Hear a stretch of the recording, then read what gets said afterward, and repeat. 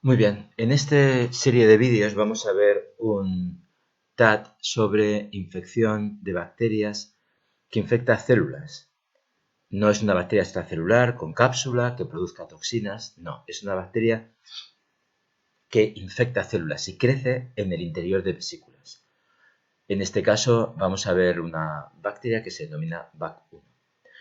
Muy bien, vamos a ver cómo puede ser que una bacteria viva bien dentro de un macrófago, que es una célula especializada en poder matarla.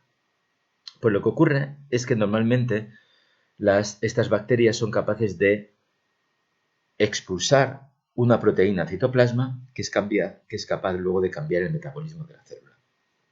Luego, por tanto, hay que tener la idea de que la bacteria tiene tres proteínas, pero una de ellas es capaz de ser además de estar en la bacteria, es capaz de presentarse en el citoplasma de la célula que ha infectado. Y entonces esa célula queda dañada, no es capaz de matar la bacteria, aunque ese proceso no es totalmente, puede revertirse y se puede conseguir una mayor capacidad microbicida en esa célula que está dañada por la inyección de esta proteína bacteriana si recibe cooperación T a través de interferón gamma y de la señalización de la molécula CD40. Muy bien, entonces vamos a ver qué características también tiene esta bacteria. Esta bacteria se parece un poco a tuberculosis y tiene algunas de las características que otros veremos, aunque es un invento. Pues en primer lugar, la bacteria tiene que atravesar el epitelio. ¿Cómo atraviesa el epitelio? No se conoce con detalle. Es epitelio respiratorio, ese es un punto muy importante, y en el epitelio respiratorio no hay realmente células M como hay en sistema digestivo.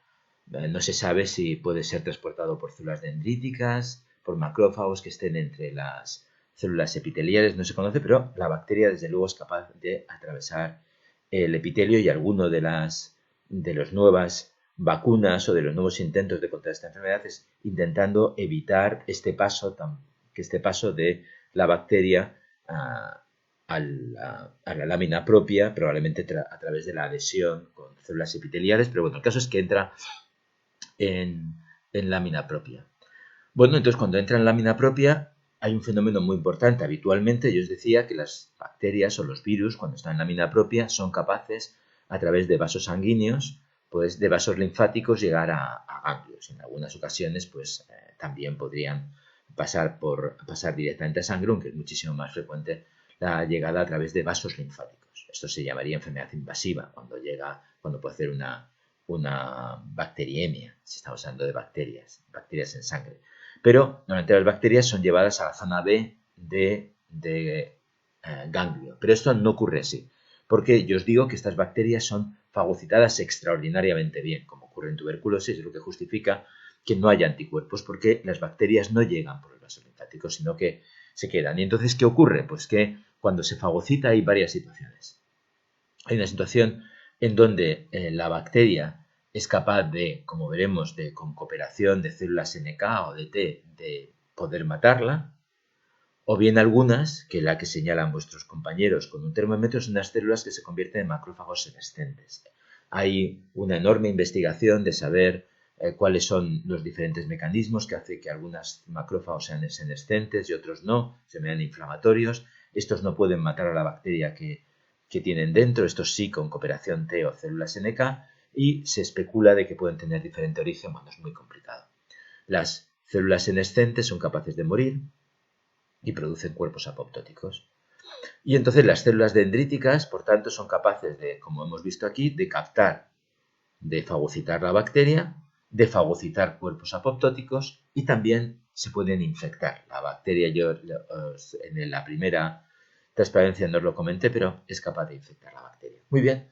Entonces, el ver la bacteria infectada, la célula dendrítica infectada, nos ayuda a ver el sistema. Cuando una célula dendrítica se infecta, hay diferentes circunstancias. Hay veces que la célula dendrítica madura, otras en cambio no puede madurar. Hay diferentes situaciones y diferentes microorganismos hacen diferentes cosas. Aquí nosotros vamos a considerar que una célula dendrítica infectada pues, es una célula dendrítica que madura. Madura porque reconoce PRRs que tiene la bacteria.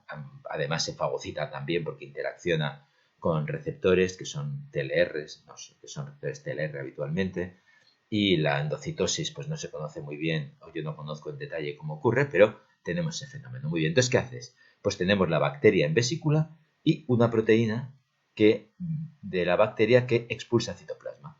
Todas las proteínas que están en vesícula se presentarán en clase 2 y por eso en clase 2 tengo péptidos de las 3 proteínas bacterianas, mientras que en clase 1 solamente se presentarán péptidos de la proteína que está en citosol.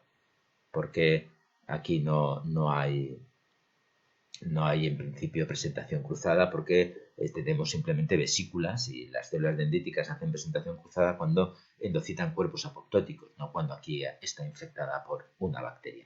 Luego, por tanto, una célula infectada puede hacer sinapsis inductora con linfocitos TCD4, anti-EX, anti-PRO y anti-AG85 y los linfocitos TCD8 vírgenes pueden hacer sinapsis inductora con células dendríticas de la especie antigénicas anti-PHOP. Muy bien, aquí simplemente es una tabla. Cuando la célula, ¿podría haber células dendríticas que fagocitan la bacteria y que no se infectan? Pues no lo sé. Si eso se asume, pues entonces, si no se infecta, quiere decir que no se está replicando, probablemente no haya expulsión de la bacteria, de esta proteína, porque la bacteria, porque consigue hacerlo. La verdad es que esta es una mera hipótesis, que entonces si no se consiguiera expulsar la proteína, el citosol, pues entonces no podríamos activar linfocitos TCD4, pero no CD8. Y luego, como hemos visto que se producen cuerpos apoptóticos, pues los cuerpos apoptóticos pueden ser fagocitados y entonces puede haber dos situaciones. Puede haber presentación indirecta, presentando péptidos de las 3 proteínas, porque consideramos que los cuerpos apoptóticos poseen todas las proteínas bacterianas, pues habrá péptidos de las 3 proteínas en clase 2 y por presentación cruzada péptidos de las 3 proteínas en clase 1. Luego se podrán activar, poder hacer esta célula dendrítica sinapsis con linfocitos CD4 efectores específicos frente a estas 3 proteínas, con linfocitos TCD8 específicos frente a estas 3 proteínas.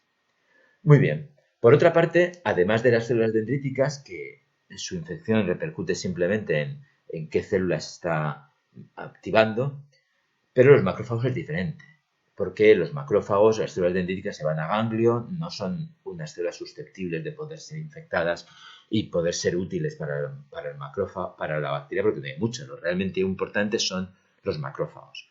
Y aquí dividimos en dos tipos, macrófagos inflamatorios y macrófagos senescentes.